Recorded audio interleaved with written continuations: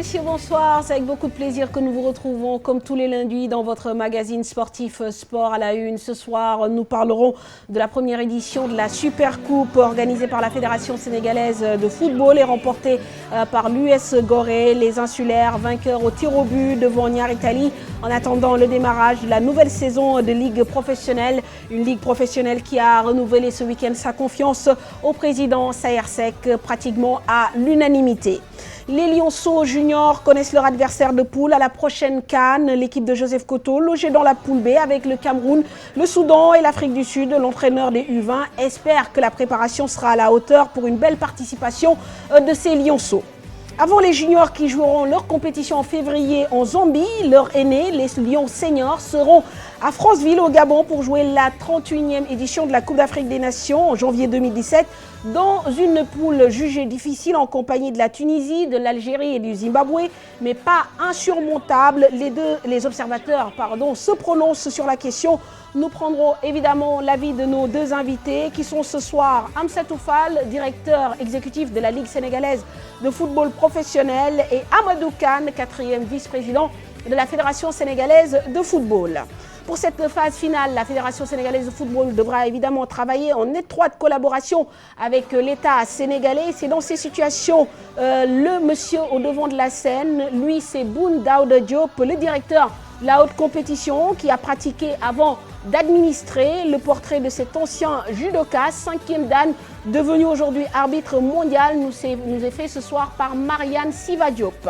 Les buzz du web, Mamadou Ndiaye reviendra tout à l'heure largement sur la réaction des internautes après le Classico PSG-OM, un match décevant où les filets n'auront pas du tout tremblé. Voilà pour le sommaire, merci de votre fidélité et bienvenue à tous.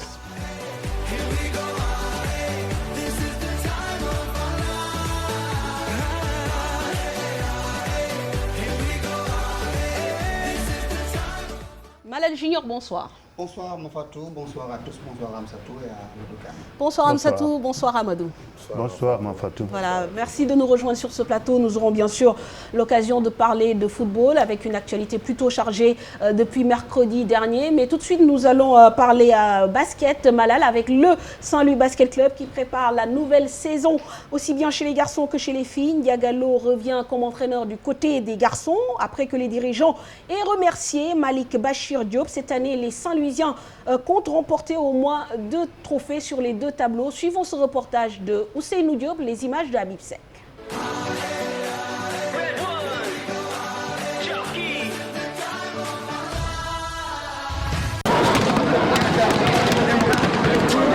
Les équipes du Saint-Louis Basket Club se préparent pour la saison 2016-2017. Chez les filles comme chez les garçons, les entraînements ont déjà commencé, mais cette année avec d'autres ambitions. Cette année aussi, on veut faire pareil et aussi remporter le championnat, comme on a l'habitude de le faire tout le temps. Cette année, la mission sera d'aller en finale d'abord, les deux, essayer de gagner une coupe au moins, une coupe au minimum, Inch'Allah. Les équipes saint-louisiennes ont toujours joué les grands rôles dans le National 1. La saison dernière, les filles du Saint-Louis Basket Club avaient remporté la Coupe du Sénégal.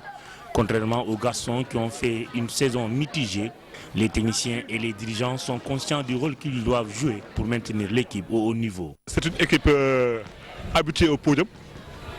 Mais maintenant, pour en arriver là, il faut travailler très dur. Laissons le temps au temps. Et la suite, on verra après. Après le départ de certains joueurs chez les filles et chez les garçons, d'autres viendront intégrer les équipes saint-louisiennes. Chez les filles, on a une qui nous vient de l'UGB. On a une aussi qui nous vient de la ville de Dakar. Et une éventuellement qui nous vient du Maroc mais qui était à Bop. Chez les garçons, des retours, nous avons enregistré le retour de Papa Ndiaye, que peut-être tout le monde connaît, qui était meneur, et de Mamadou Diop, qui était le capitaine d'équipe. Ils étaient partis en Algérie, ils sont rentrés au pays. À quelques jours de l'ouverture de la saison, Malik Bachir Diop est remercié. Diagalo assure désormais ce rôle. Je peux dire que je suis revenu chez moi. Je suis un fils de Saint-Louis Basket Club. Donc s'ils font appel à moi, je viens sans hésiter, quoi. L'ambition pour moi, c'est de bien travailler et de faire des résultats pour cette année, Inch'Allah. Le Saint-Louis Basket Club affiche donc ses ambitions.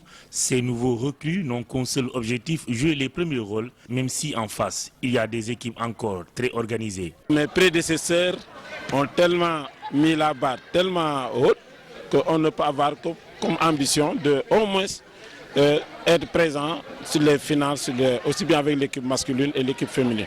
Et au minimum gagner 1 ou 2 trophées. Si on l'a, notre saison est bonne.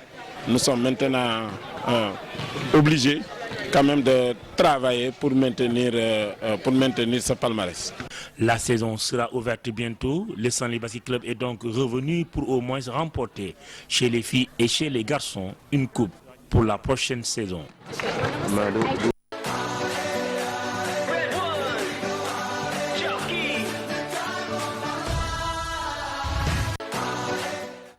Le Sénégal va accueillir pour la 3e fois de son histoire une étape de la Coupe du Monde d'escrime. Cette fois-ci, ce sera donc le sabre masculin. Ce sera au mois de novembre prochain. Pour bien préparer cette compétition, le comité d'organisation a été mis en place dans cette semaine.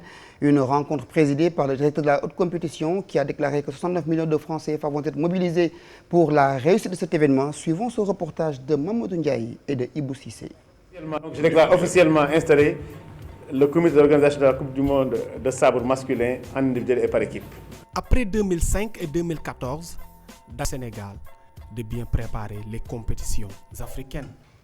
Voilà, merci donc à Pape Faraning, Mamadou Ndiaye et Ibou Cissé. Le monsieur que vous venez d'apercevoir à l'entente de ce reportage s'appelle Boun Daouda Diop. Vous avez l'habitude de le voir, notamment quand il s'agit des hautes compétitions, d'où donc son surnom, directeur de la haute compétition depuis 2013. Également grand maître de judo, ceinture noire 5e dan. Il pratique cette discipline depuis qu'il a 18 ans. Et en plus de sa fonction de directeur de haute compétition, il officie toujours comme arbitre mondial dans les compétitions de judo, le sport une passion puisqu'il a également été entraîneur de football. Son portrait nous est fait ici par Marianne Sivadio.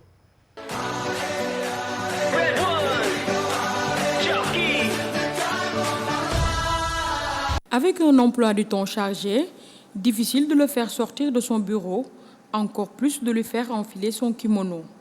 Après moult tractations, nous y arrivons enfin. Le directeur de la haute compétition, puisque c'est de lui qu'il s'agit, ne s'est pas entraîné depuis plus d'1 an. La raison? La fonction de directeur de compétition est tellement prenante que vous n'avez pas le temps de vous entraîner. Et je le regrette beaucoup, parce que le tapis me manque, les compétitions de judo me manquent. Pour ceux qui ne le connaissent pas, Souleymane Boun Daouda Diop est ceinture noire 5e dan de judo, discipline qu'il pratique après une longue carrière dans le football. J'ai grandi dans un environnement de sportif. Et naturellement, j'étais footballeur. J'ai joué à tous les postes. À l'INSEP, j'ai même été gardien de but. J'ai joué au Diamono de Louga durant les Nawetan, j'étais stoppeur latéral. À Dakar, j'ai joué au match de milieu de terrain. J'ai joué à l'INSEP au poste de 9, ailier. Et j'ai terminé ma carrière à l'INSEP en étant gardien de but. J'ai été entraîneur de football. L'équipe du Méridien de Ngor, nous avions fait de très bons résultats. Mais malgré cela, il y avait beaucoup de tensions à l'intérieur du club. Et comme moi, je n'aime pas les tensions, j'ai repris mon kimono, j'ai ouvert le dojo Maurice Delafosse pour continuer ma passion du sport. 3 fois champion du Sénégal scolaire et universitaire, Maître Jules, comme on l'appelle affectueusement dans le milieu du judo, s'est reconverti en arbitre après avoir arrêté la compétition. Le passage s'est fait par l'intermédiaire de 3 maîtres, Maître Amaro Dabo, Seydou Touré et Farzatier, qui m'ont dit que j'avais des qualités pour être arbitre. Alors, j'ai fait mes grades d'arbitre fédéral, arbitre national, arbitre continental C, B, A. Et c'est à l'île Maurice que j'ai eu mon diplôme d'arbitre mondial. La seule compétition que je n'ai pas arbitrée, c'est les Jeux Olympiques. Mais j'ai fait les championnats du monde, j'ai fait tous les grands masters. Le virus du judo, Souleymane Diop l'a aussi transmis à sa famille, puisque 3 de ses 4 filles pratiquent cette discipline.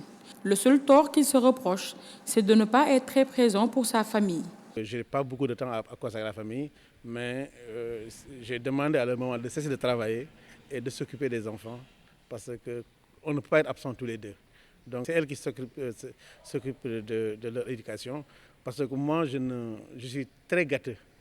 Je suis un papa qui dit rien à ses enfants, qui accepte tout. Directeur de la haute compétition depuis janvier 2013, Souleymane Boun Daouda Diop est arrivé à ce poste après avoir élaboré la politique de jeunesse des sports et loisirs de l'APR en sa qualité de consultant. J'ai eu mon bac, je suis allé à l'INSEPS, je suis sorti comme professeur d'éducation physique et sportive. J'ai enseigné pendant 13 ans au lycée Maurice Delafosse. Après, le ministre Joseph Ndong a fait appel à moi comme conseiller technique numéro 2 en 2000. De 2000 à 2006, j'étais au ministère des Sports. En 2006, je suis allé au ministère de l'Éducation nationale. Après, j'ai demandé une disponibilité pour faire des études au CESAC, où je suis sorti ingénieur de la formation. Ensuite, j'ai ouvert mon cabinet de consultance. Et en 2010, l'APR, qui était dans l'opposition, par le biais de Mbagninga, a fait appel à moi pour que je puisse participer à l'élaboration de leur politique de jeunesse, de sport et de loisirs.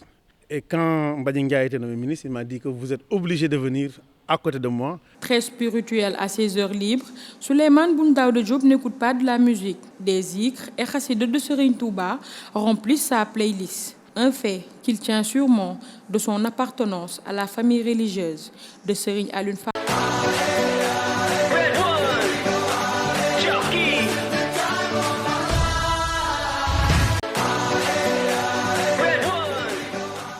Merci à Marianne Siva Diop pour ce portrait concernant Boun Daouda Diop, Daouda Boun Daouda Diop, c'est ça? Souleymane Boun Daouda Diop. Donc voilà, le directeur de la haute compétition. Nous parlons à présent football. Pause devant. Découragés malgré une exclusion de leur attaquant à la 84e minute. Un pénalty raté durant les prolongations. Après la Coupe du Sénégal, le tournoi du Parlement, NGB rate donc la passe de 3, s'inclinant devant les insultes.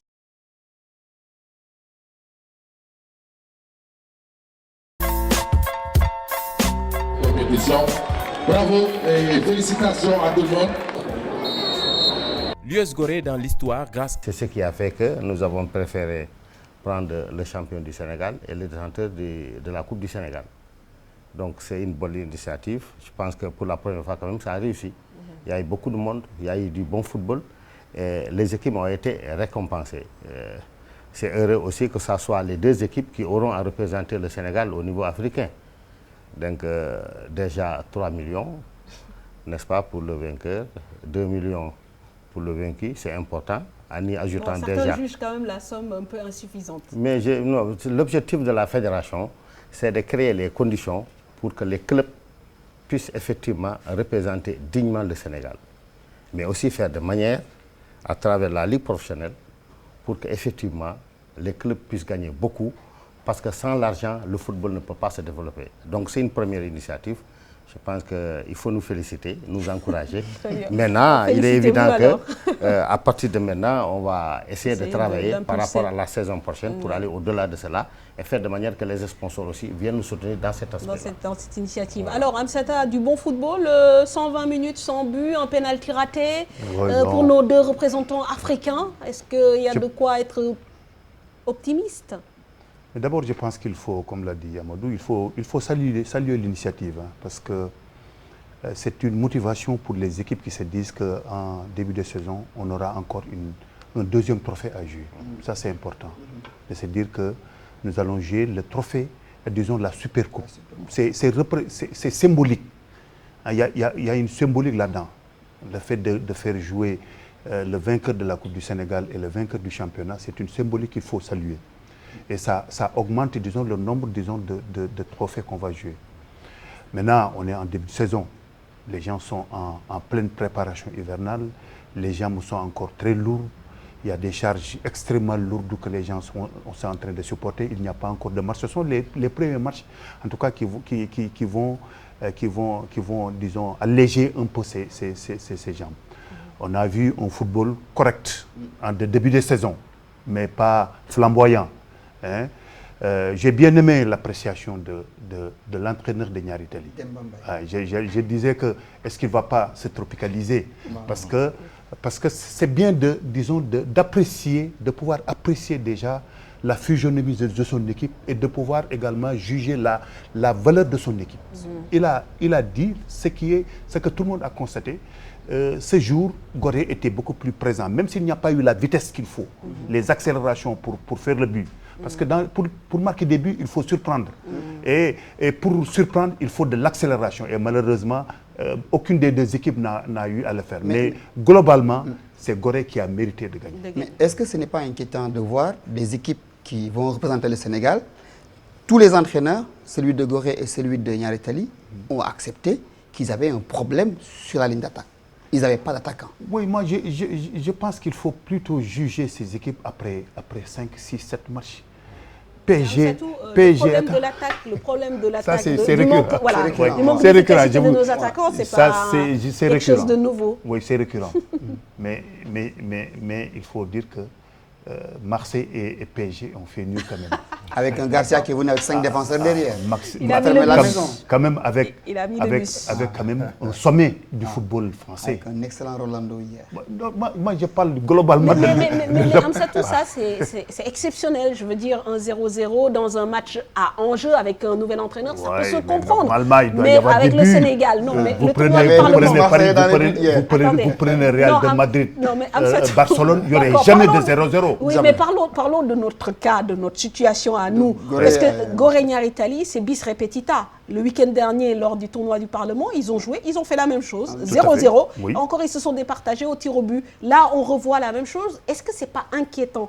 Parce que tout simplement, on se projette sur l'Afrique. Non, pour le moment, je dis que ce n'est pas encore inquiétant. Pour le moment. Parce que d'abord, je dis bien, parce que d'abord, les entraîneurs n'ont pas encore mis, disons, toute la stratégie qu'il faut pour marquer des buts. Aujourd'hui, ils sont en pleine préparation hivernale. Vous savez, c'est que la préparation hivernale, ça dure 6 mois. C'est beaucoup de charges. Ils ne tiennent pas. Je suis persuadé que les entraîneurs n'ont même pas tenu compte qu'ils doivent jouer, le match de la Supercoupe ou bien même du Trophée des Champions. Parce que ça ne doit pas... C'est bien parce que c'est une charge supplémentaire pour eux. Mais à 6 mois, à 4 matchs, 5 matchs, 6 matchs, s'il y a 0-0, je peux m'inquiéter. Mais là, vraiment... Très bien. Vous êtes tranquille. Je suis tranquille. Alors, on va parler de ce football-là, puisque le trophée, la Supercoupe, a permis donc aux deux équipes de se mettre en jambes. Mais dans la matinée du samedi, il y a eu quand même une réélection, celle de Saher Seck, donc, qui est reconduit à la tête de la Ligue sénégalaise de football professionnel pour 4 ans, pratiquement à l'unanimité, à l'exception donc de Guédiawaye FC et du président Djamil Faye, qui a préféré s'abstenir. Il y a eu quand même une confiance renouvelée à 99%. Le travail continue, Amsata, par rapport à la Ligue, par rapport à ce qui a été fait, même si on attend encore vraiment beaucoup plus par rapport à la Ligue. Oui, d'abord, je pense qu'il faut saluer, disons, la réélection de Saher à l'unanimité.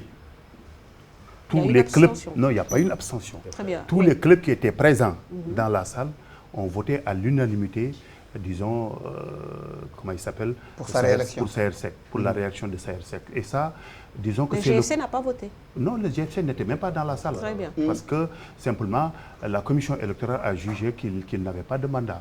Donc, le GFC n'était pas dans la salle. Donc, c'est un problème qui est encore oui, mais je pense que aussi bien pour le président de la fédération qui a appelé en tout cas à l'unisson, à l'union, pour que sur les 28 clubs, que tous les 28 clubs soient présents.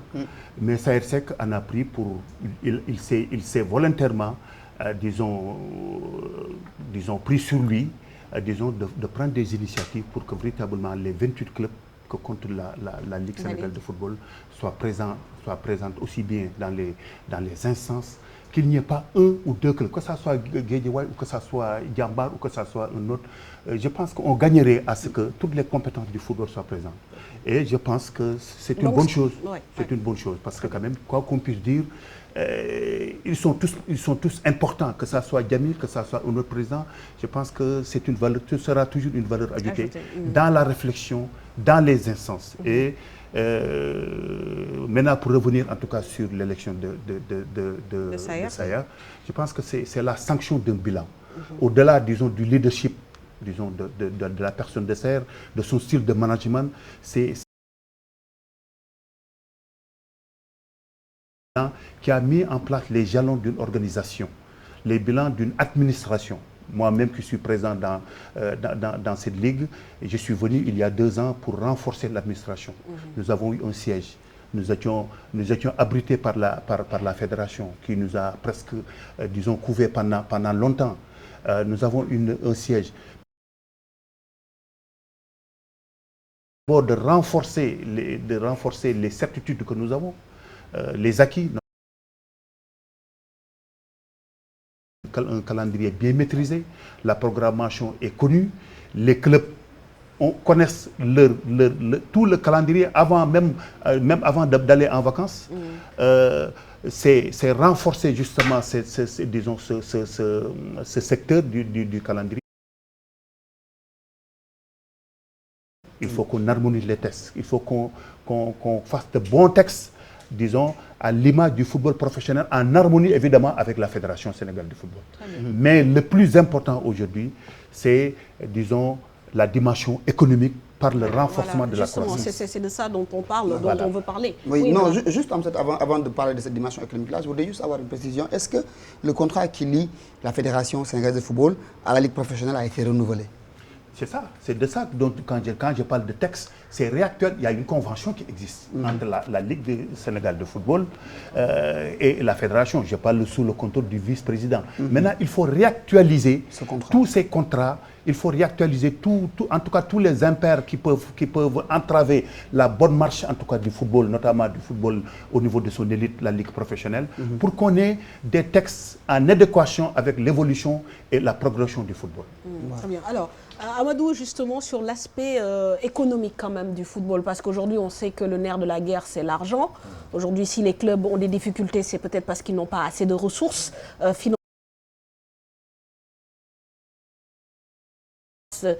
Payer des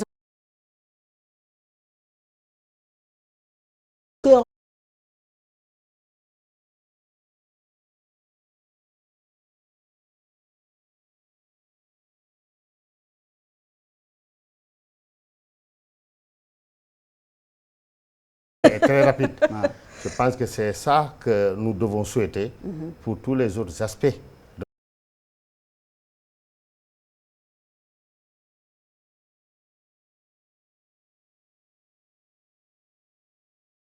Part.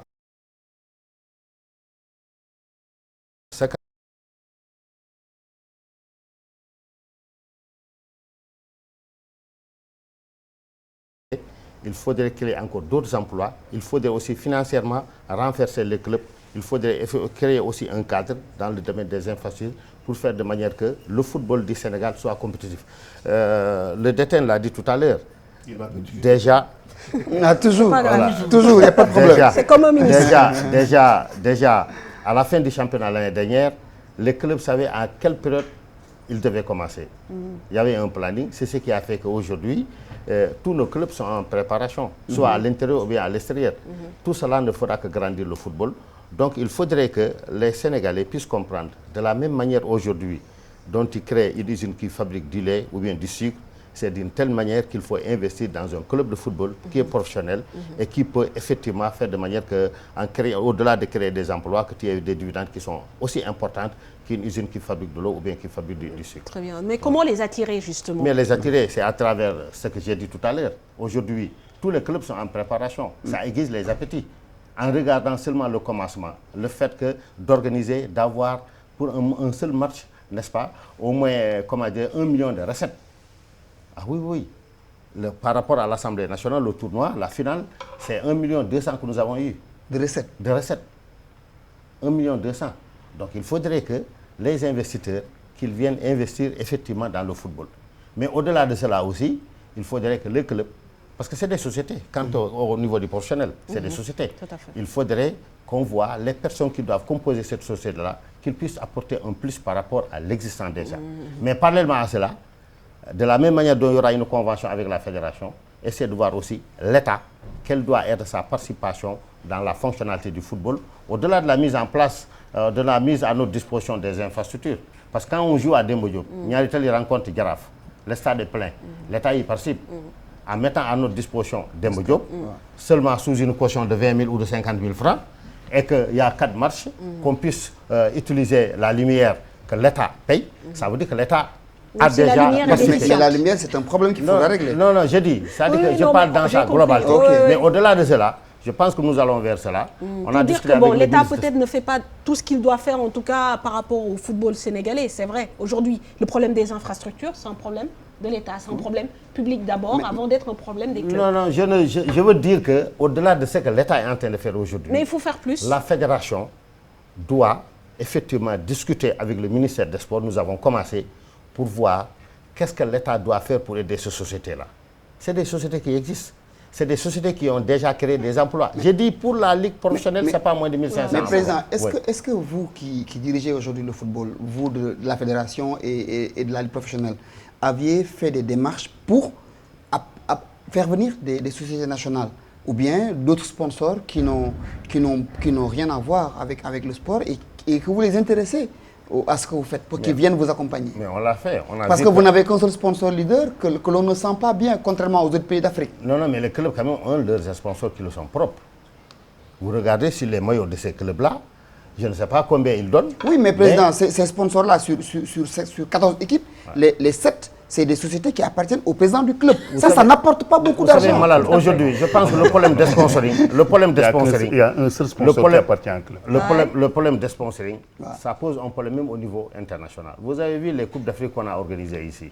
Il y a peu d'annonceurs qui sont manifestés. Quand il va un plus haut niveau aussi de la compétition internationale, c'est le même problème.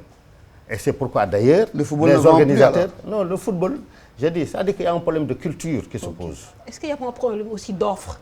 Est-ce qu'on sait vendre notre football aujourd'hui? Peut-être aussi, ça, c'est peut-être pour la Ligue, pour la Ligue pro. Non, ce qu'il est pour la Ligue professionnelle, il est pour la Ligue amateur.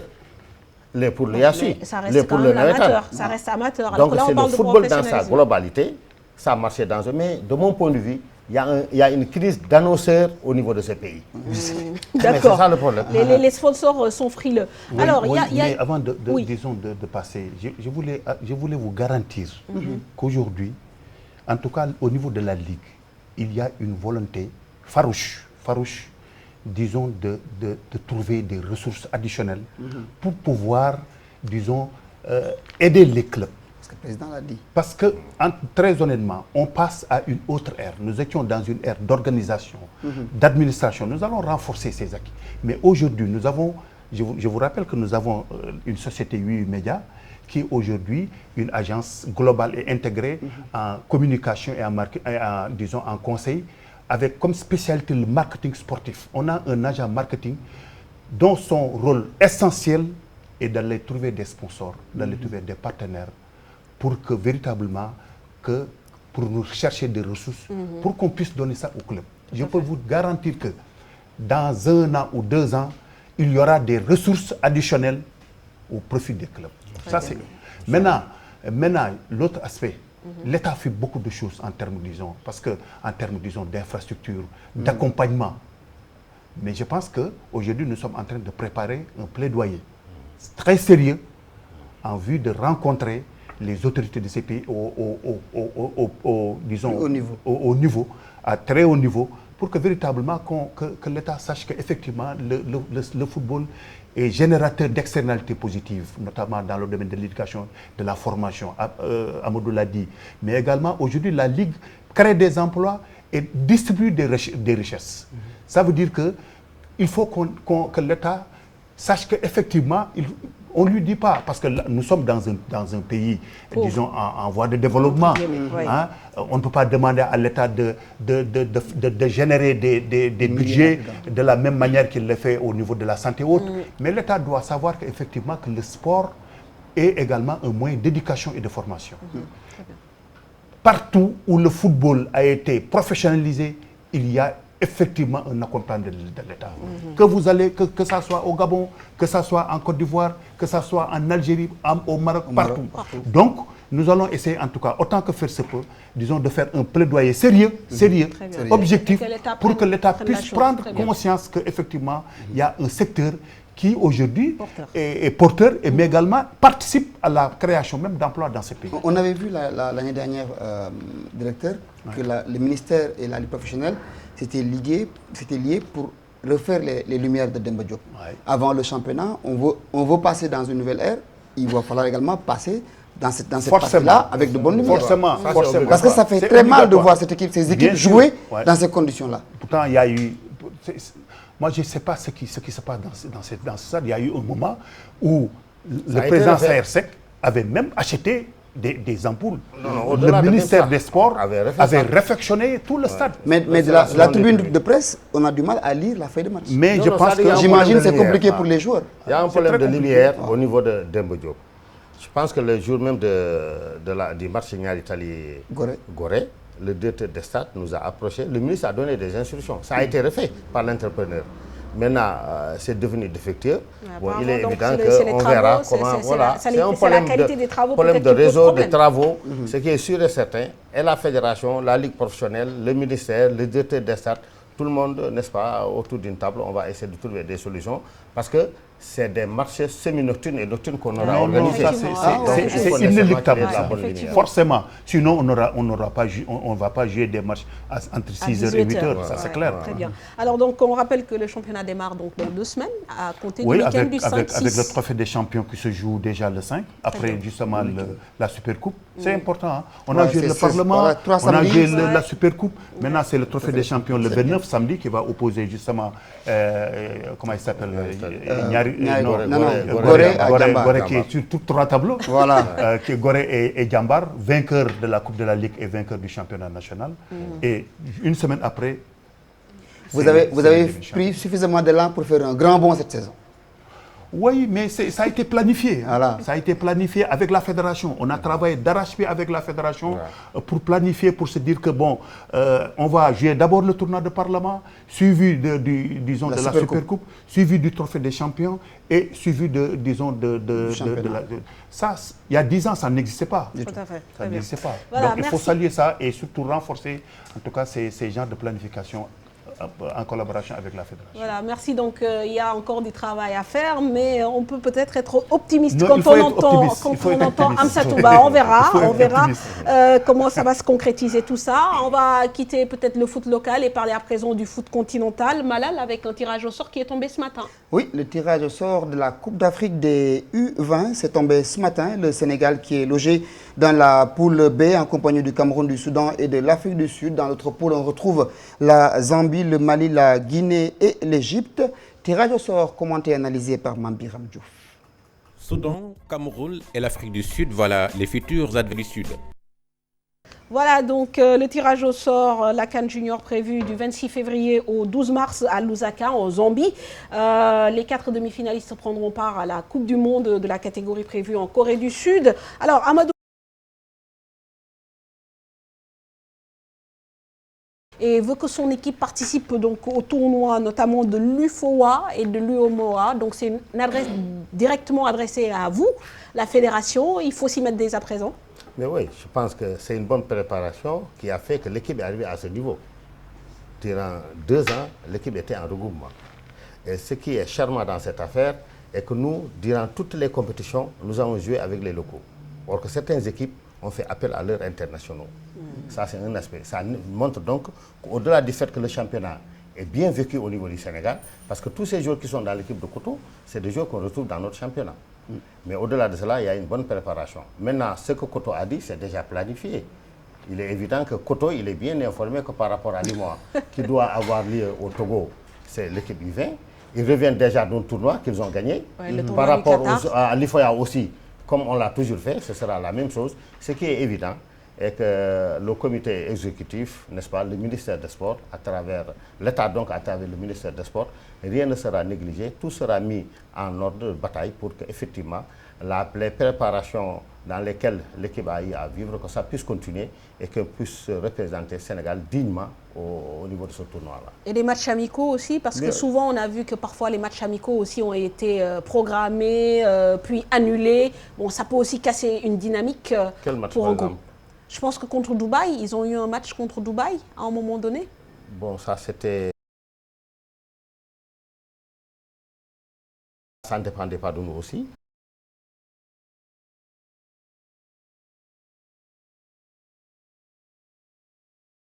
Non, ça c'est Alimal. Je ne suis pas au courant de cela. Donc selon je suis au courant, et que l'équipe a déjà s'est regroupée au niveau du Sénégal depuis 1 an ils sont en regroupement.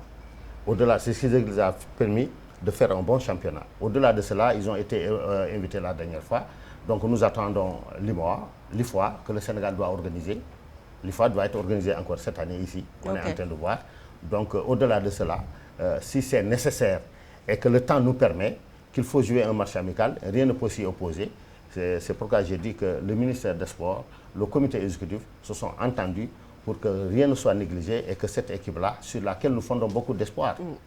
Je pense qu'aujourd'hui, tout le monde reconnaît quand même que Koto a fait un bon travail et c'est une bonne équipe qui peut effectivement compétir au niveau africain, au niveau mondial. Donc il est de l'intérêt de la fédération de ne rien négliger pour que l'équipe soit bien préparée. Il sera assisté par qui sur son banc? Bon, je pense que ce qu'il faut retenir est qu'il avait un assistant qui n'est plus là. Coach adjoint. Maintenant, dans les jours, dans les mois à venir, des décisions vont être prises dans ce sens-là. Des jours, mois, jours, non, semaines? C'est ce que j'ai dit. De toutes les façons, on a un comité exécutif. Très bien. Alors certains disaient qu'il y avait quand même des missions pour rapprocher un peu la fédération et Malick Daf. J'ai même lu Mbaye Diouf Dia s'exprimer dans ce sens-là. Est-ce qu'il est possible que Malick Daf revienne? Non, parce que quand on dit rapprocher, il y a deux cas. Or que Malick Daf est un entraîneur qui fait partie de la direction technique nationale. Ce qui s'est passé, c'est passé. Donc, comme j'ai dit, ce qui est essentiel, pour moi en tout cas, que ça soit Malick Daf qui va revenir, ou bien un autre Sénégalais, il faut que Koto ait un assistant, un adjoint. Et comme je vous l'ai dit, s'il plaît au bon Dieu, dans les jours à venir, il y aura un comité exécutif de la fédération pour voir comment aller en IFOA, comment aller en UMOA, comment aller en Coupe d'Afrique, senior. Il y a beaucoup d'échéances. Mais Président, moi j'aurais vraiment aimé qu'on m'explique un peu les raisons pour lesquelles on a viré Malick Daf. Parce qu'il a signé au Jaraaf ou parce qu'il y avait autre chose? Non, non, ce n'est pas parce qu'il a signé au Jaraaf, contrairement à ce que pensent certains. Malick Daf était l'entraîneur. Oui. Tout le monde a remarqué que le dernier match contre la Tunisie, il n'était pas là-bas. Vous ne l'avez pas remarqué? Oui, c'est vous qui parlez. Non, non, j'ai dit qu'il n'était pas sur le banc de touche pour ce match-là. On devait aller à un tournoi, il n'est pas allé. Le directeur technique a fait un rapport par rapport à sa non-disponibilité. Non, le communiqué de la fédération est clair. Le directeur technique qui a entendu Malick a fait un rapport et le comité d'urgence dont je suis membre s'est fondé sur cela pour dire que ce n'est pas virer. Virer, c'est trop. C'est mettre fin à la collaboration. Mais voilà. Donc rien ne s'oppose demain que Malick puisse revenir là où il était ou bien ailleurs. Mais sur des conditions bien claires. Mais vous savez, à la fédération, on ne peut pas empêcher aux Sénégalais de donner leur point de vue de supputer. Mais quand les gens prennent la décision là-bas, on regarde dans le rétroviseur. Parce que le football a vécu. Hein. On nous a insultés ici, on a voulu nous chasser, on a voulu nous débarquer et tout ça là. Donc en prenant la décision, tous ceux qui sont membres, chacun nous remet au moins 1000 fois ça dans la bouche. Parce que demain, mais c'est Malal, c'est Mamfatou, c'est tout le monde. C'est par rapport à l'intérêt du Sénégal. Donc je ne vois pas aujourd'hui comment la fédération peut prendre une décision erronée qui n'est pas fondée, qui aurait demain à freiner la marche du Sénégal. Je ne pense pas. Très bien. Voilà, donc ça c'était les éclairages dont avait besoin Malal. C'est de bonne guerre. Amsatou, c'est vrai que cette équipe junior peut nous valoir quand même pas mal de satisfaction par rapport déjà à ce qui s'est fait sur les 2 dernières années et sur ces échéances à venir, la compétition de la CAN. Les petites catégories quand même, ça commence à bien émerger dans ce pays. Tout à fait. Je pense que c'est l'ancien directeur technique national qui parle maintenant. Oui. J'avoue qu'aujourd'hui, il y a une très très bonne dynamique, disons, de préparation. Je dis bien de préparation de nos équipes nationales jeunes. Ça n'a pas été le cas pendant longtemps. Hein. Ce qui fait effectivement que les fruits sont en train, disons, de venir. À cela s'ajoute maintenant, surtout quand on prend en tout cas l'équipe de Koto, s'ajoute que maintenant tous ces juniors, tous ces jeunes jouent presque tous au niveau du championnat. Moi, à chaque fois, quand Koto avait l'équipe locale, à chaque fois que, en tout cas, on était en pleine compétition, je n'avais aucune crainte par rapport, en tout cas, disons, aux performances qu'on attendait. Les rares fois où on a fait, en tout cas, disons, des performances négatives, c'est parce que simplement, au niveau local, au niveau des juniors, parce que généralement, il y a toujours des juniors qui jouent, en tout cas, dans les... C'est parce que, justement, au niveau compétition, soit on démarre les compétitions, soit on est disons, en période de trêve morte. Ce qui fait que... Mais aujourd'hui, il faut dire que les regroupements sont presque successifs au niveau des jeunes, que ce soit en cadet comme en junior. Il s'y ajoute effectivement que quand Koto jouait déjà, en tout cas jouait les tournois, mais on était presque en fin de saison. C'était des jours hyper compétitifs. Ce sera le même cas.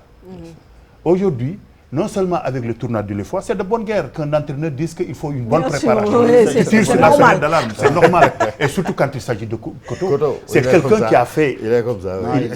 Il a fait une performance. Il a de l'expérience. Il a fait une performance au niveau mondial. À ce jour, c'est l'entraîneur qui est allé le plus loin en Coupe du Monde. Donc c'est important. Maintenant, il y a l'UEFA. Quand des jeunes jouent l'UEFA, après c'est l'UEMOA. Après, ce sont les compétitions, en tout cas, les compétitions régulières au niveau club. Je pense que Koto aura suffisamment, en tout cas, disons, des jeunes qui sont de matière. Très bien. Alors, malheureusement, la chance n'a pas quand même souri à l'équipe cadette, les U17, puisque la CAF a rejeté le recours introduit par la Fédération sénégalaise de football, qui remettait en cause l'âge d'un des joueurs guinéens, en l'occurrence Bangouri Nabi, donc tel que mandaté par la commission d'organisation de la CAN U17.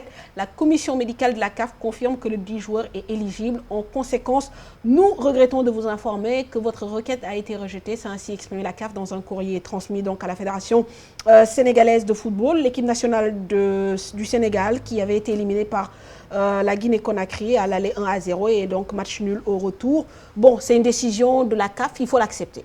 Moi, je pense que c'est regrettable que ces jeunes-là n'ont pas pu aller en Coupe d'Afrique. Je pense que ce qui est valable pour l'équipe des juniors, Koto, c'est la même chose pour l'équipe de Aremal aussi qu'il faut féliciter. Je pense que l'équipe qu'on a vu jouer ici, qui s'est déplacée, comment ça s'appelle encore, en Tunisie d'abord, qui s'est même déplacée à Conakry, aujourd'hui, il faut pouvoir compter sur ces jeunes-là. Maintenant, nous avons pensé qu'il y avait fraude. Et jusqu'à présent, nous disons qu'il y a fraude. Maintenant, celui qui juge nous a dit qu'il n'y a pas de fraude, mais nous prenons acte de cela. On s'oriente vers le futur. Je ne veux pas trop avancer sur ce débat parce que je ne sais pas, est-ce qu'il y aura une suite, n'est-ce pas, qui va être réservée à cette affaire-là. Mais ce qui est évident aujourd'hui, il y a une première décision qui est tombée, qui a dit que le Sénégal, conformez-vous au résultat sur le terrain. Et nous prenons acte de cela. Très bien. Vous avez la possibilité peut-être de faire appel de la décision de la CAF. Ce qu'il faut, Fatou, ce qu'il faut surtout saluer, c'est aujourd'hui la bonne tenue de nos équipes, surtout à l'extérieur. Aujourd'hui, nos équipes de jeunes, disons, ont acquis la culture, disons, de se déplacer, des déplacements. Évidemment, il s'y ajoute qu'il y a de la logistique qui accompagne ces équipes, parce que c'est toute une logistique qui accompagne ces jeunes. Mais je pense qu'aujourd'hui, parce que dans le passé, on était toujours éliminé à l'extérieur. Par un score qu'on ne pouvait pas rattraper, même quand on joue chez nous. Par les gens que nous éliminons aujourd'hui d'ailleurs. Et par les mêmes, par les Mali, l'Algérie. Mais aujourd'hui, on a constaté qu'aussi bien au niveau cadet qu'au niveau des juniors, même en senior, maintenant les équipes se déplacent bien. Et ça, il faut le saluer. Alors justement, ça nous permet de faire une transition et parler de l'équipe A, puisqu'on en aura des équipes maghrébines dans notre poule. On le sait depuis mercredi dernier, il y a eu le tirage au sort, donc on redécouvre les groupes, donc Gabon, Burkina Faso, Cameroun, Guinée-Bissau pour le groupe A, le groupe B, l'Algérie, la Tunisie, le Sénégal, le Zimbabwe, groupe C, donc Côte d'Ivoire, République démocratique du Congo, Maroc et Togo, et enfin le groupe D, le Ghana, le Mali, l'Égypte et l'Ouganda. Alors, bien sûr, quand il y a tirage au sort, après il y a les commentaires, Malal, et il y a les supputations. Oui, et tout le monde en parle, en particulier les journalistes de la presse sportive sénégalaise. Pour beaucoup, il va falloir donc être présent, bien préparer cette compétition, mais également être déterminé sur le plan physique, mental et psychologique à en découdre avec ces équipes maghrébines et à les battre pour passer au second tour. Nombreux sont les journalistes sportifs sénégalais qui ont donné leur avis dans ce reportage de Mamadou Ndiaye et de Marja. Justement, je pense qu'on ne part pas dans la peau de favori. Maintenant, bon, justement, on n'a pas la pression de favori. Même si le dernier classement de la FIFA, le Sénégal est passé devant l'Algérie et la Tunisie. Mais on n'est pas dans la peau de favori. Mais on a un potentiel pour pouvoir faire quelque chose. Je pense qu'il faut s'appuyer sur le potentiel, sur le vécu de l'entraîneur qui a été un ancien joueur, qui a fait la CAN quand même. Donc, et dire que l'Algérie n'est pas au meilleur de sa forme. Autant l'attaque de l'Algérie, le milieu de terrain est très bon, autant derrière, il n'y a pas grand-chose. Donc c'est du football. Le Sénégal aujourd'hui, c'est vrai, doit respecter les autres équipes, pas les craindre. Et parce que les autres équipes aussi, les adversaires du Sénégal sont obligés de respecter le Sénégal. Parce que bon, ce qu'on a fait, les éliminatoires de la CAN, ce n'est pas donné à tout le monde. Même s'il est vrai que ces adversaires-là ne sont pas du même niveau que ces adversaires de la phase finale, mais quand même on est sur une pente ascendante.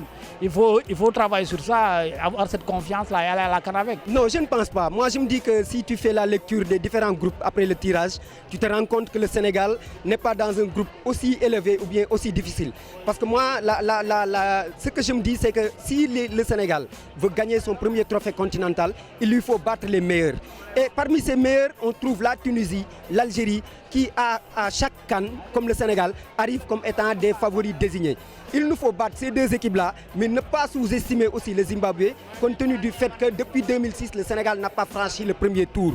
Moi, le premier challenge, je me dis que c'est ça. Et aussi, pour pouvoir quand même prétendre au trophée déjà, il faut pouvoir arriver à réaliser 2 victoires. Il faut les battre parce que ces deux équipes, j'ai vu beaucoup de réactions sur le plan international, mais les gens pensent que, ces deux équipes-là pensent que c'est l'Algérie et la Tunisie qui doivent sortir. C'est à nous de leur démontrer qu'on a une équipe qui est forte, qui est devenue mature et qui a la possibilité d'éliminer les meilleurs pour pouvoir gagner son premier trophée. Et je pense que cette équipe peut y parvenir. Moi, je pense que vu le tirage de cette CAN, il n'y a pas de poule facile, il n'y a pas de poule favorable. Retenez que ce sont les 16 meilleures équipes qui se sont qualifiées pour cette CAN. C'est normal qu'on retrouve quand même des ténors, des équipes qu'on vit comme des grandes nations, mais il ne faut pas sous-estimer notre équipe nationale aussi. On a une grande équipe. On a vu depuis quelque temps qu'il y a une amélioration. Ce qu'il faut faire, moi je pense qu'il faut plutôt parler de ce qui reste à faire, c'est-à-dire une bonne préparation, mais aussi l'engagement des joueurs. A priori compliqué quand on est dans une poule avec l'Algérie. L'Algérie, quand même, tout le monde le sait, ils ont été favoris lors de la dernière CAN. Une très bonne Coupe du Monde. Et aujourd'hui, ils ont fait aussi des qualifications à la CAN de très bonne qualité.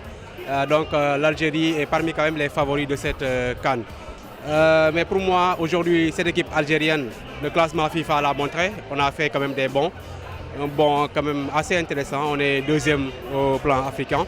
Et l'Algérie, il y a cette instabilité au niveau du banc. Ils ont perdu leur entraîneur récemment. Jusque-là, ils n'ont pas encore d'entraîneur à 3 mois de la compétition. Ça peut aussi jouer par rapport à la compétition finale. Alors la Tunisie, c'est une équipe aussi qui ne nous réussit pas beaucoup en compétition officielle. Lors de la qualification de la CAN 2015, on a fait match nul à Dakar et ils nous ont battus à la dernière minute chez eux. Mais je pense que ça reste une équipe jouable. Vu notre parcours lors des qualifications du monde, je pense que on doit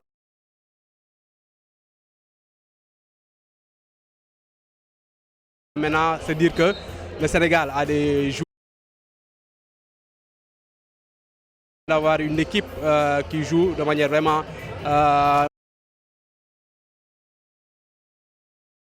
nous, on doit calculer nos adversaires. C'est eux qui doivent plutôt penser que le Sénégal est devant et craindre de ne pas se qualifier. Voilà. Parce qu'ils ont des joueurs qui jouent dans de très très grands clubs. On se permet de citer Riyad Mahrez et Slimani qui sont actuellement... Tunisie aussi, ils sont en train de se refaire. Mais les données ont changé, comme j'ai dit tout à l'heure. L'équipe nationale du Sénégal commence à gagner des matchs. L'équipe nationale du Sénégal commence à avoir un mental, surtout. Et lors des derniers éliminatoires, ils l'ont démontré en gagnant tous leurs matchs. L'entrée de la Coupe du Monde face au Cap-Vert, ils ont battu le Cap-Vert. Voilà, Malal, je crois que nos confrères ont tout dit. Tout dit. C'est de bons consultants. On n'a plus rien à dire.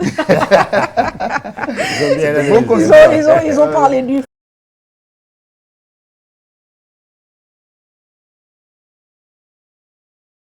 Sur la préparation, Amadou Kane, vous avez été donc du tirage au sort, vous étiez à Libreville.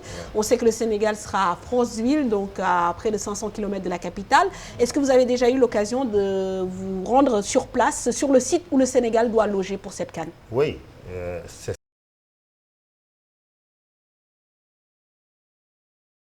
globalité doivent se déplacer. Quand je dis sénégalais, c'est l'équipe, son encadrement. C'était les instructions que nous avons. comité mixte, fédération et gouvernement du Sénégal à travers le ministère des Sports. D'abord, les Lions doivent être dans de bonnes conditions, dès qu'on saura où on est logé. Deuxièmement, les supporters aussi, proposer des conditions pour qu'on voit s'il y a nécessité de déplacer des Sénégalais, ou bien c'est seulement à travers le Gabon, ou bien les pays limitrophes du Gabon, mais aussi la presse. Donc c'était... Nous sommes allés au... Comment ça s'appelle encore à France. Vous avez déjà repéré l'hôtel où les Lions vont... Oui, on veut des informations. C'est ça, c'est ce que je suis en train de faire. Donc c'est le président Ablaye Sow qui dirigeait la délégation. Alors donc on est attelé à Franceville, parce que les compétitions ont lieu à Franceville. Franceville, 1h20. Bien la route. N'est-ce pas? Donc, tout ça là, il fallait qu'on ait toutes ces informations qu'on doit mettre à la disposition des Sénégalais. Vous avez choisi l'hôtel dans lequel nous nous trouvons, c'est à Bongoville, la ville du président, n'est-ce pas, Ali Bongo. Bongoville, c'est à 35 km de Libreville. Et l'hôtel, nous partageons l'hôtel avec la Tunisie. La Tunisie, n'est-ce pas? Donc, et l'hôtel vous convient? L'hôtel nous convient. Très bien. Parce qu'il y a 2 ans, vous aviez demandé à changer en fait. Mais cet hôtel a été construit en 2012. C'est quoi le nom? C'est bien, n'est-ce pas? À Bongoville. Le nom de l'hôtel, vous ne connaissez pas? Comment ça s'appelle? Okay. Mais on est allé, nous avons visité sous la direction de la CAF. Avec les 2 délégations. Donc, nous avons partagé l'hôtel. Une partie, c'est les Tunisiens, l'autre partie, c'est nous-mêmes. Très bien. Parce que les 2 autres équipes sont dans une autre ville. D'accord. Pas à Bongoville, ni à Franceville. Le terrain d'entraînement est aussi à Bongoville. C'est un bon terrain, n'est-ce pas, qui peut faire de manière que l'équipe puisse s'entraîner. Les compétitions sont à Franceville. Donc, pour l'équipe nationale, c'est déjà calé.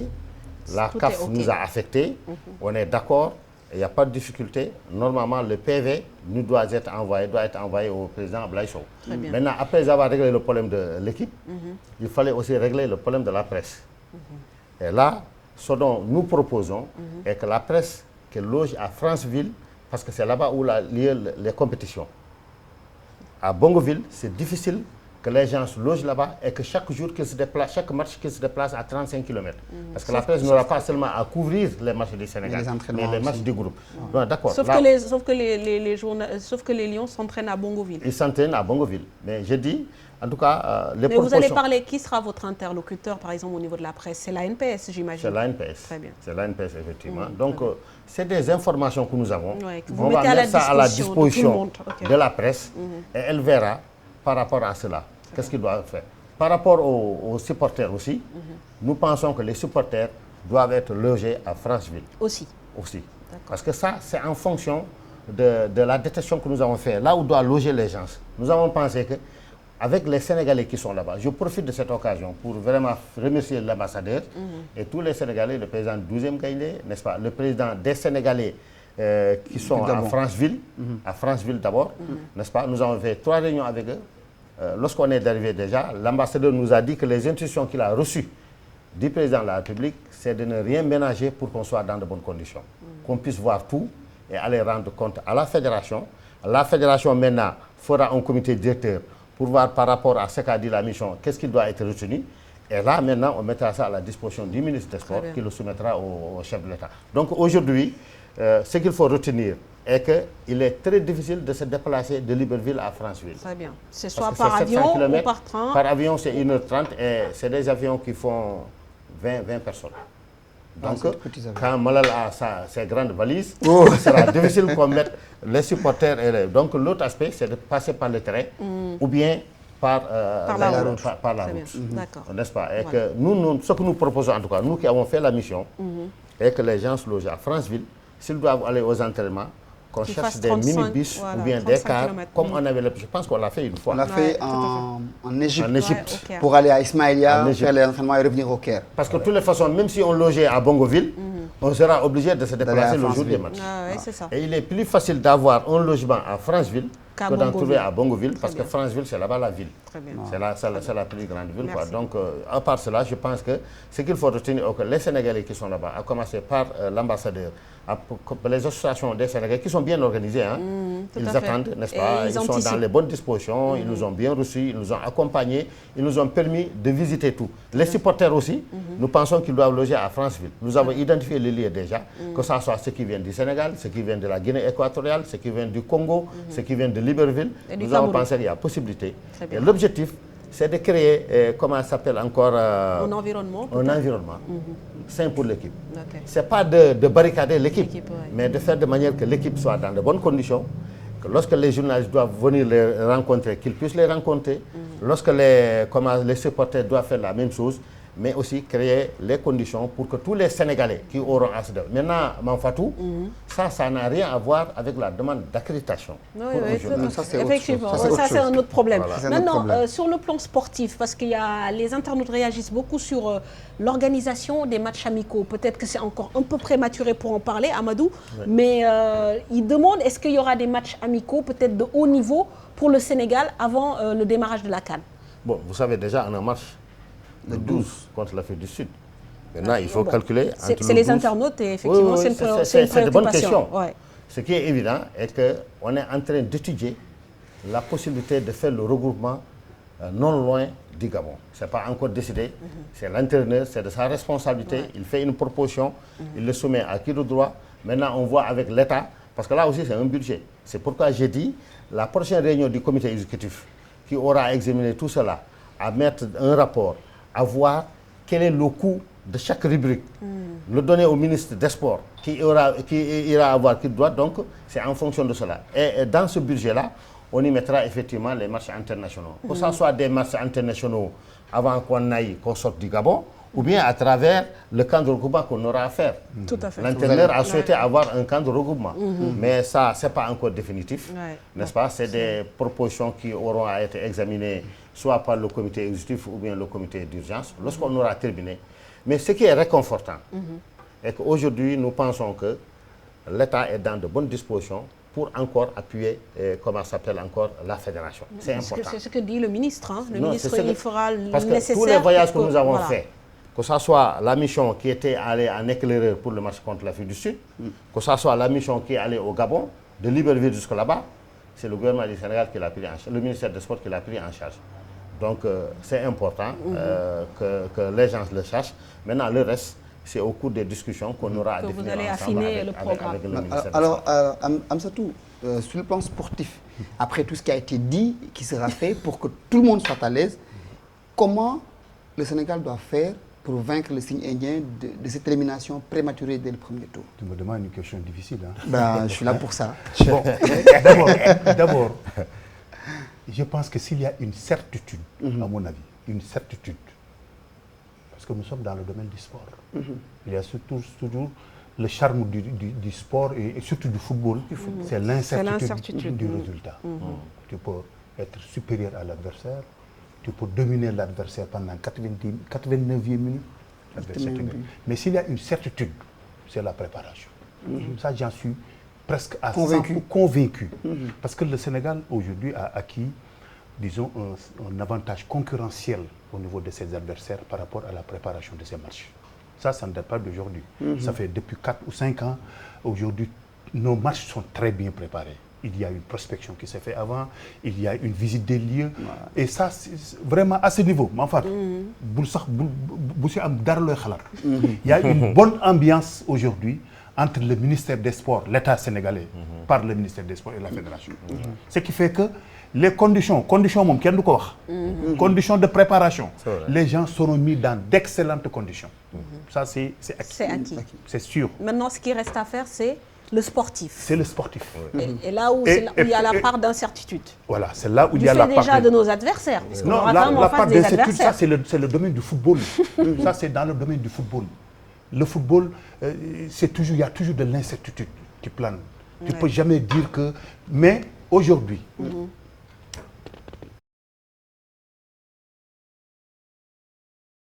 nous valoir de grosses satisfactions.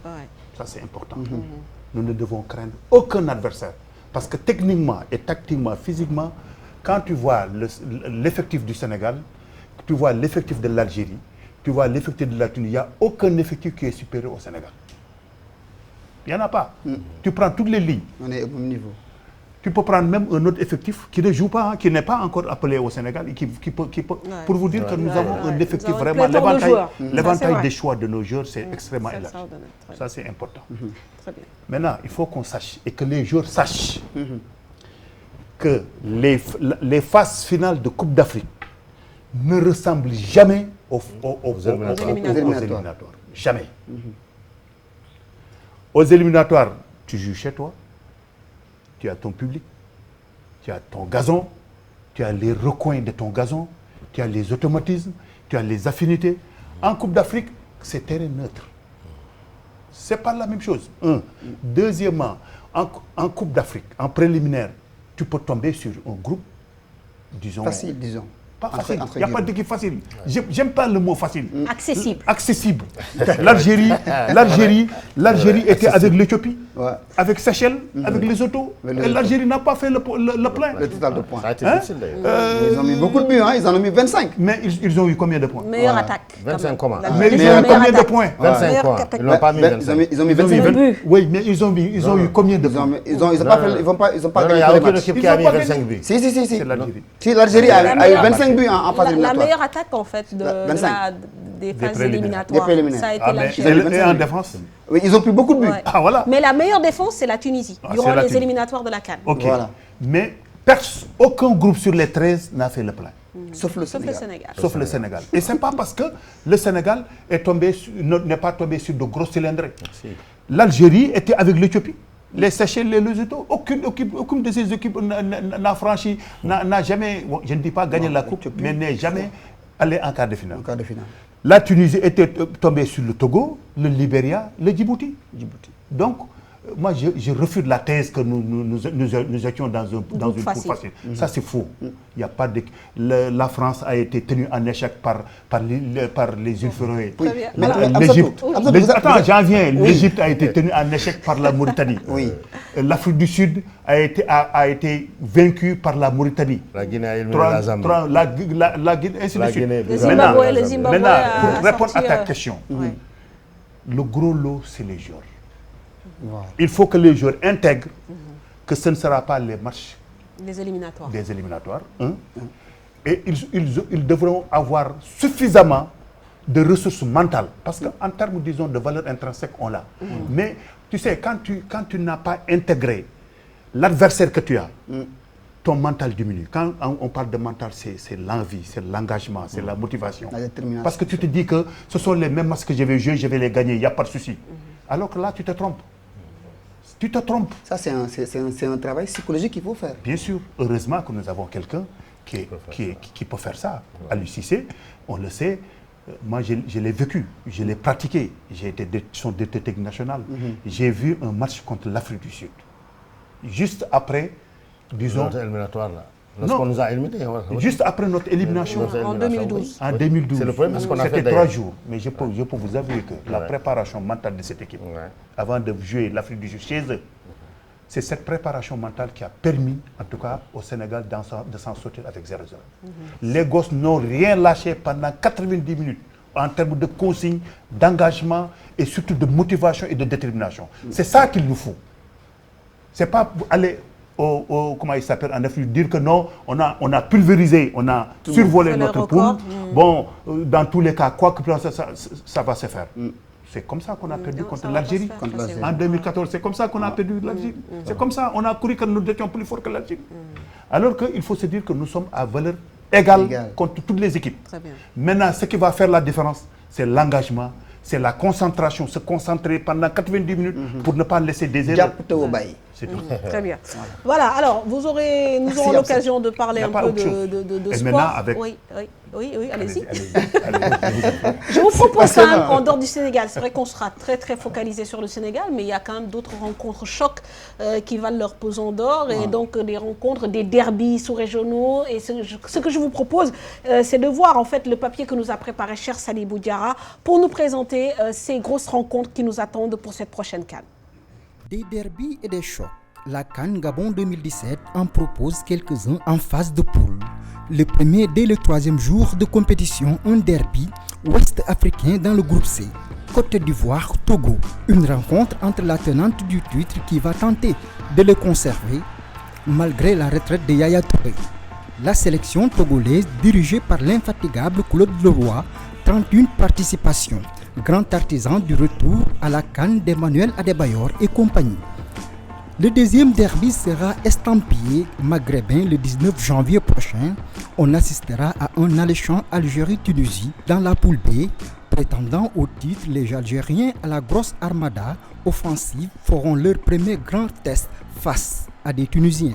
Tactiquement et défensivement réputés, l'Afrique centrale va offrir l'opposition Gabon-Cameroun au soir du 22 janvier 2017, jouant à domicile. Les Panthères, amenés par leur attaquant vedette Pierre Aubameyang, essaieront de s'octroyer une victoire de prestige dans le sommet du groupe A, alors que les Lions indomptables grands d'Afrique en reconstruction sont appelés à faire mieux qu'à la CAN 2015 où ils s'étaient arrêtés au premier tour. Dans le groupe D, on aura le derby ouest-africain Ghana-Mali. Le 21 janvier, finaliste malheureux à la dernière CAN, les Ghanéens qui gardent la même ossature vont encore tenter de décrocher le trophée. Mais les Maliens, éternels outsiders au vu de leurs potentiels résultats dans les petites catégories depuis quelques années, sont à prendre au sérieux. Outre ces derbies, il y en aura des chocs à suivre. Le Sénégal-Algérie du 23 janvier, une rencontre qui oppose respectivement le 2e et le 3e au classement FIFA Jaune Afrique. Elle constitue également un remake d'un match qui avait déjà eu lieu au premier tour de la dernière CAN et qui avait tourné à l'avantage des Algériens. Une revanche à prendre pour les Lions. L'affiche Maroc-Côte d'Ivoire est tout aussi attractive. Les Marocains, sous la houlette du sélectionneur Hervé Renard, champion d'Afrique en 2015 avec la Côte d'Ivoire, sont redevenus très compétitifs et ambitieux. De même que les Ivoiriens numéro 1 africains, le grand favori du tournoi. Égypte-Ghana du 25 janvier. Une confrontation entre deux grandes nations du football. Les pharaons qui ont retrouvé leur vertu ne sont pas à négliger, car ayant remporté plusieurs CAN, tout comme les Ghanéens prêts à décrocher le Graal qui le fut ces dernières années. La phase de poule de la CAN 2017 ne manque pas d'attraction pour les férus de football en Afrique. Il reste donc à espérer que les montagnes n'accouchent pas de souris.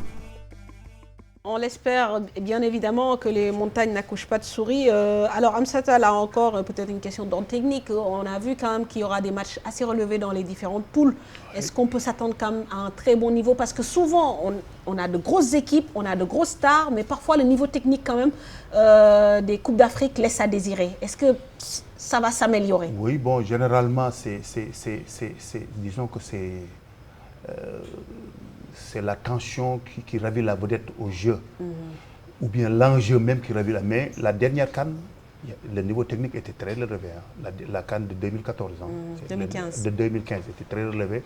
Je pense qu'avec les équipes qui sont présentes, hormis le Nigeria, la Zambie, presque les grosses cylindres sont présentes. Sont là, ouais. Donc on va vers des derbys non seulement locaux, des derbys sous-régionaux, mais on va vers de gros matchs. Quand vous prenez par exemple la Côte d'Ivoire, le Congo, la poule du Cameroun aussi, la poule le Ghana, le Mali, l'Égypte, le Sénégal, l'Algérie, la Tunisie, Gabon. Bon, on croit que le Gabon, la Guinée-Bissau est, disons, le petit poussé.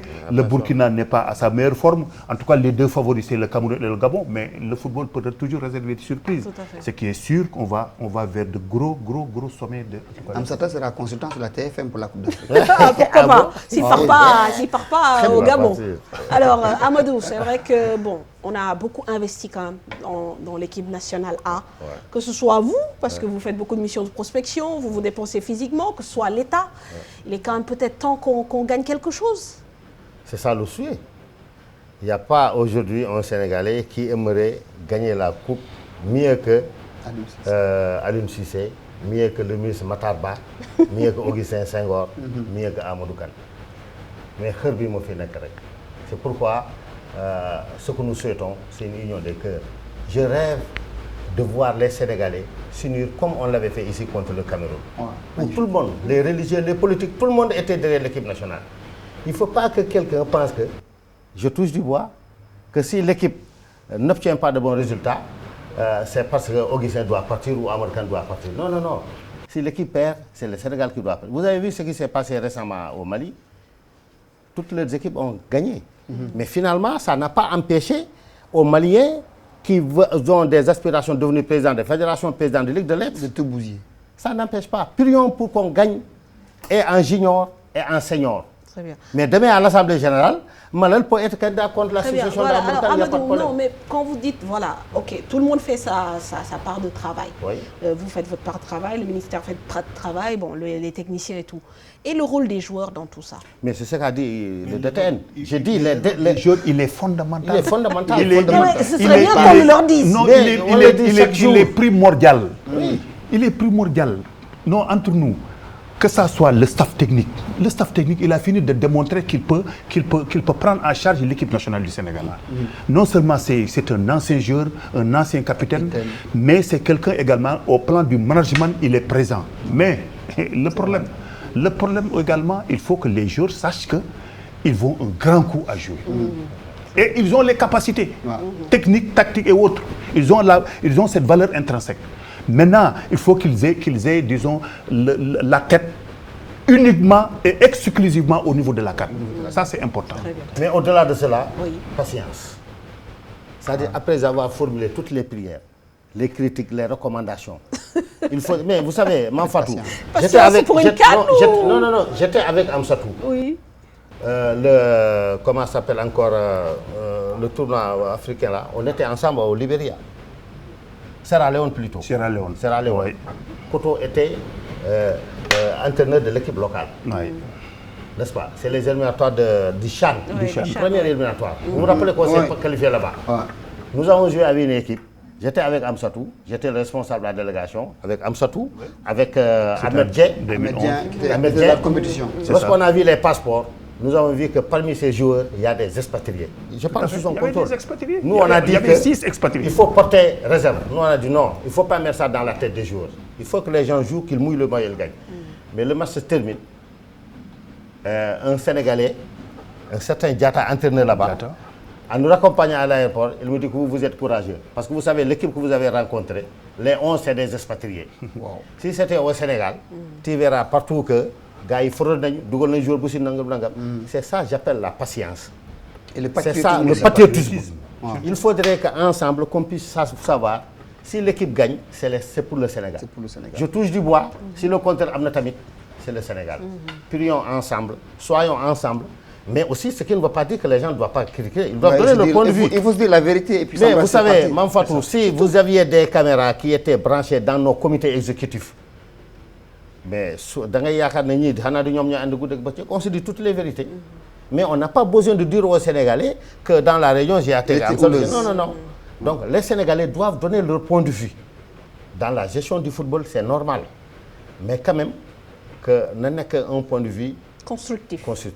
Très bien. Merci Amadou. Cela n'empêche pas que l'équipe s'améliore. Bien sûr, au plan du jeu, comme on l'a remarqué contre le Cap-Vert. On a senti qu'effectivement, il y a de l'amélioration. Et ça, il faut continuer dans ce secteur. Mais Amsatou, pour vous mettre à l'aise par rapport à ça, les Sénégalais, comme le disait Amadou Kane, ont leurs yeux pour regarder, ont leurs yeux pour apprécier. Tout à fait. Ça passe par le canal de la presse ou ça passe par d'autres canaux, comme les réseaux sociaux. Les Sénégalais ne s'empêchent jamais de parler de leur équipe nationale. Quand c'est positif, ils le disent. Quand c'est négatif aussi, ils le disent. C'est ça la démocratie. Donc voilà, on ne peut pas toujours être tout le monde toujours d'accord. Au drapeau, madame. Voilà, on parle de la Ligue africaine des champions avant de libérer nos deux invités. Oui, avec cette première victoire de l'équipe sud-africaine des Mamelodi Sundowns qui a remporté pour la première fois de son histoire la Champions League africaine, malgré sa défaite au Caire face aux Amalek 1-0, but marqué à la 64e minute de jeu par l'attaquant nigérian Stanley Owoshu.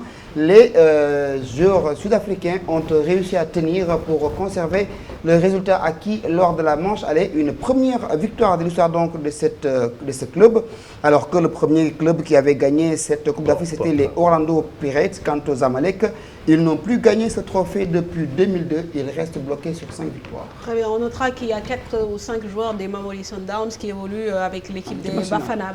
Donc ça va certainement servir au coach pour le match contre l'Afrique du Sud.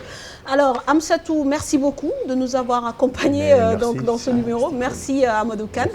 Merci et passez une excellente soirée. Pour vous raccompagner, on vous propose donc là aussi les championnats européens avec en France le Classico qui a quand même déçu et Nice qui trône toujours à la tête de la Ligue 1. En Angleterre, City qui piétine et voit revenir Liverpool et Chelsea à hauteur de points. Et les Blues qui ont réservé un accueil douloureux à José Mourinho, battu avec Man U sur le score de 4-0. Le Bayern Munich renoue avec la victoire au moment où le Borussia Dortmund perd des points. En Bundesliga, le Real Madrid reprend la tête de la Liga, l'Atlético Madrid ayant perdu son premier match de la saison avec le FC Séville. Tout ça nous est compté par Momodou Fall et Cher Sali Boudiara.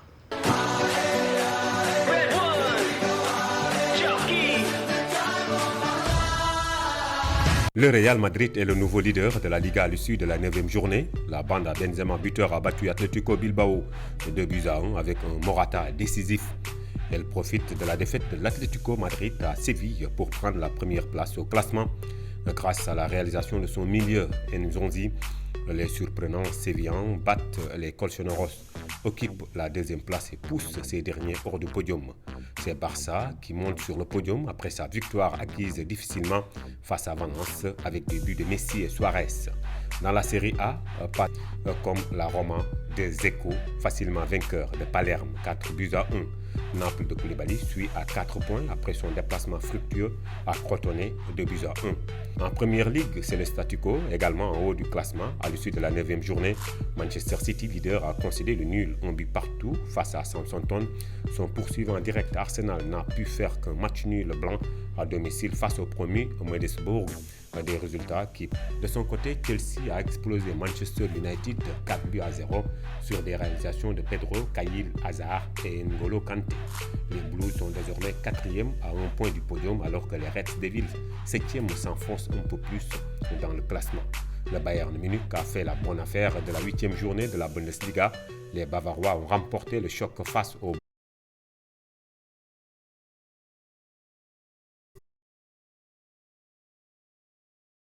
se sont contentés d'un nul. Se sont également partagés les points dans le choc de la 10e journée de la Ligue. À la 3e place du podium, devancé par les leaders niçois qui ont laminé les Messins 4-2 avec un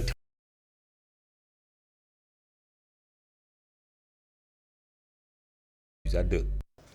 Voilà, merci donc pour ce tour de l'actu du foot européen. On va en parler encore de ce foot européen avec les nominés. Parmi lesquels des Africains quand même, Pierre-Emerick Aubameyang, l'attaquant du Gabon. Donc attaquant de Leicester. On retrouvera des habitués, notamment donc Cristiano Ronaldo, Lionel Messi évidemment, Antoine Griezmann qu'on attendait, tout comme Paul Pogba. Il y a également beaucoup de représentants du Real de Madrid comme Gareth Bale et encore, mais par contre pas de Benzema dans cette liste des 30, encore moins de Hazard n'y est pas, Mesut Özil non plus, Sergio Busquets absent, Jérôme Boateng, Giorgio Chiellini de la Juventus et Leonardo Bonucci absent également. Le milieu de terrain, et là on s'y attendait un peu, Yaya Touré qui était régulièrement dans cette liste des 30. Verdict, voilà, au début janvier 2017. On parle à présent de ce qui fait l'actualité sur les réseaux sociaux, c'est les buzz du web.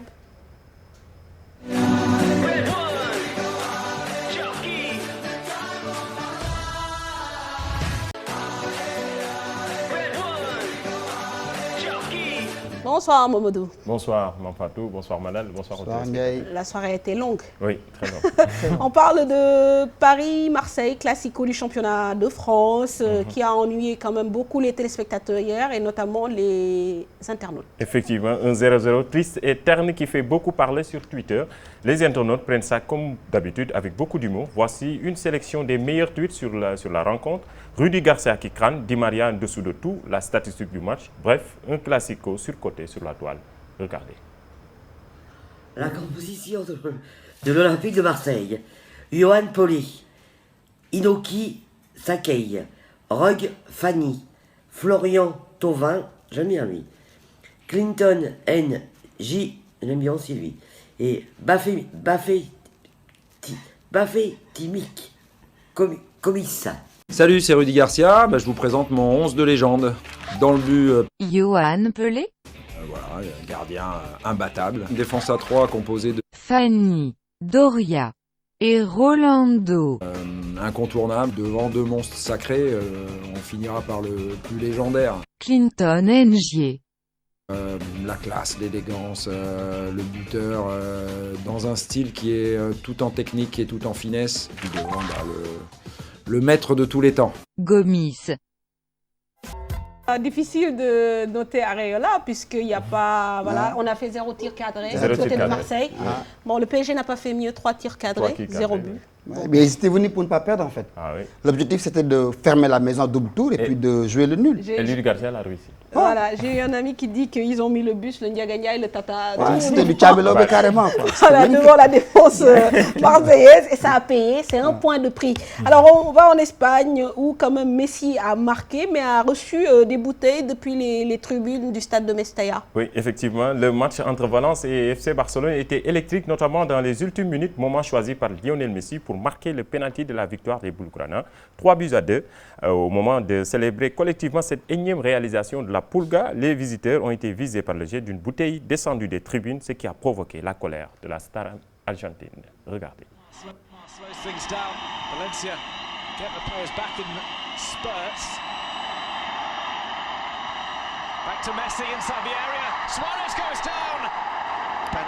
Avec le Barça, Umtiti qui fait donc l'objet de moqueries de la part de ses coéquipiers, dont Neymar, Rafinha, avec une nouvelle coupe. On le compare à un certain défenseur du FC Barcelone, Puyol. Oui, effectivement, l'ambiance est bonne au Barça, réuni jeudi soir dans un restaurant catalan pour célébrer le soulier d'or de Luis Suarez et la victoire contre Manchester City, 4-0. Les Blaugrana ont passé bon temps à l'image de Neymar et Rafinha. Les deux Brésiliens ont bien ri en découvrant un photomontage qui circule sur la toile depuis plusieurs semaines. Samuel Umtiti avec la coupe de cheveux de Puyol, un détournement qui a également bien fait marrer le défenseur, l'international français.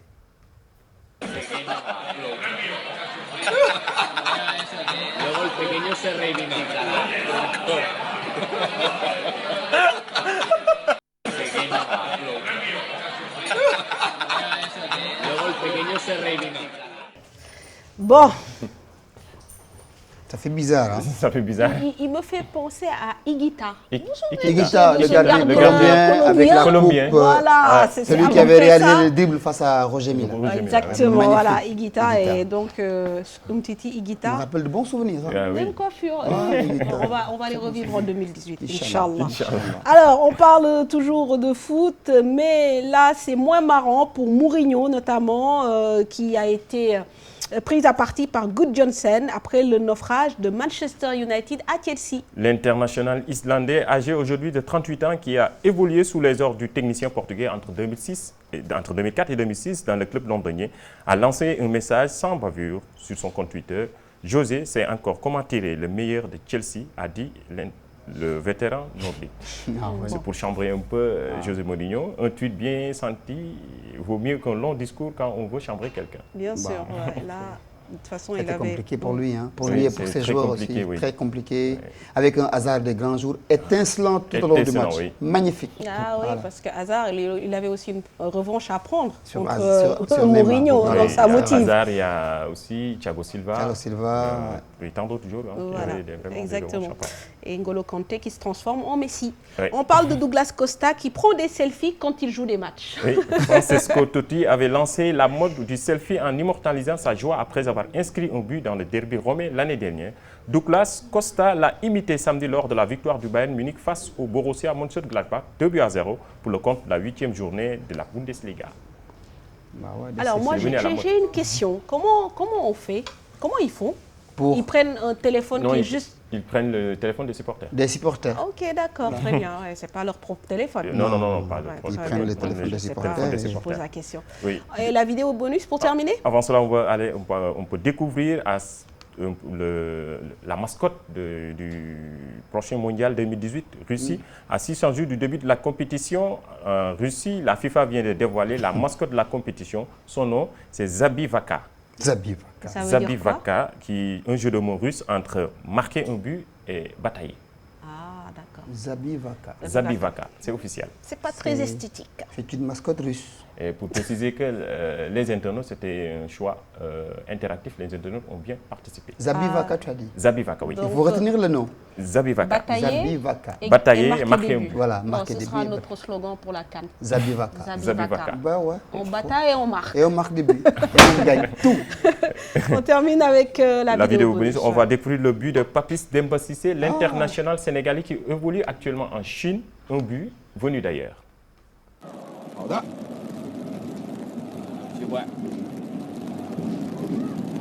人交出来，西塞打门，这球，哎呦，蹦蹦跳跳，快啊这个球！变化，这个抢这一下很关键。这动作太大了。弹回到王申超身上，然后再打回来，碰到。 Je pense que c'est un loupé qui se transforme en but. Il a raté le contrôle, le ballon lui est revenu sur l'autre pied et allé directement Chanceux. Chanceux, voilà. Chanceux. Papis Demba, il est chanceux comme attaquant de toute façon. C'est fini? C'est fini, on se donne rendez-vous l'année prochaine, Inch'Allah. Voilà, merci beaucoup Mamadou Ndiaye, merci Malal. Moi je vais faire un selfie alors. C'est à la mode, non? C'est à la mode, oui. Ah ouais, je vais en faire une. Malal, on se retrouve le week-end prochain pour la Liga. Samedi prochain pour la Liga. Inch'Allah. Pour Liga B, ça va être chaud. On vous le promet. Voilà, merci à Vieux Diouf, merci à toute l'équipe technique qui est derrière. Et je fais un gros bisou à Asia, c'est ma nièce. Elle est couchée, mais tant pis. Tata Koura, tu lui diras. Bisous, ciao, ciao.